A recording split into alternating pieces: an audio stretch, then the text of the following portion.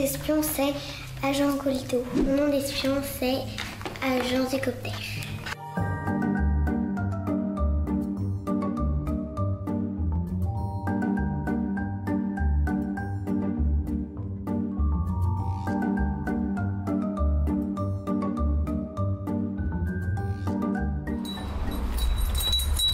Alors, on va voir s'il y a du...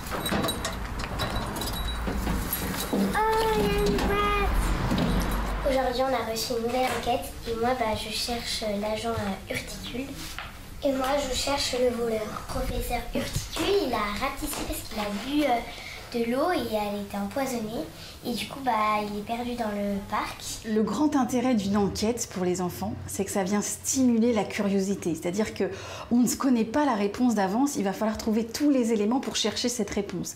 Et ce fonctionnement-là, c'est le fonctionnement finalement de toute la vie. Quand l'enfant regarde un écran, il peut apprendre plein de choses, mais c'est plutôt mental. Mais ça répond pas à la construction vraiment de l'intelligence. Dans le jeu papier ou dans le jeu réel, l'enfant, il va découvrir le monde avec ses sens. L'interactivité, elle est très importante pour l'enfant, notamment au niveau du langage, parce que plus l'enfant est baigné dans un bain de langage, plus il arrive à communiquer avec l'autre. Ça leur apporte de la créativité, parce que de temps en temps, il y a aussi des petits objets à fabriquer. Dans l'enquête sur les insectes, il fallait créer un petit radeau. Donc c'était un petit peu justement ce côté créatif, comment le faire, comment trouver l'équilibre du petit radeau. En fait, on devait aider l'agent Astro parce qu'elle était à la taille d'une fourmi. Et du coup, on avait besoin de faire un radeau pour qu'elle puisse traverser le lac. Moi, j'ai bien aimé l'espace. Qu'est-ce que tu devais faire dans l'espace? Je me suis fait des tatouages qui donnaient des super pouvoirs. Je vais le mettre où? Quand l'enfant joue, c'est lui le héros du jeu. Il n'est pas soumis à des contraintes, par exemple familiales ou des contraintes de rythme. Il va pouvoir aller à son propre rythme.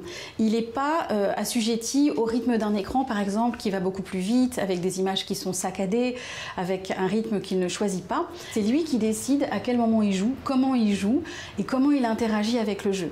Là, l'enfant a le temps de se poser, a le temps de réfléchir et il a le temps d'attendre aussi une réponse. L'autre jour, on a fait quelque chose sur les insectes avec Inès et après, il y avait des sauterelles dans le jardin, donc elle s'est amusée à capturer les sauterelles. En fait, forcément, ça va plus loin que le jeu parce que c'est des choses réelles. En fait, on leur apprend à travers ces enquêtes des choses qui existent vraiment. Moi, j'aime bien observer. Par exemple, il n'y a pas longtemps, on a observé une abeille ou une guêpe. Une des clés du bonheur, c'est de pouvoir observer, c'est de pouvoir simplement être présent à son monde avec les 5 sens. Et ça, les enfants, ils sont très très forts pour le faire. Donc pouvoir les aider à cultiver aussi cette forme d'observation pour qu'ils le gardent par la suite, c'est une richesse incroyable pour l'enfant.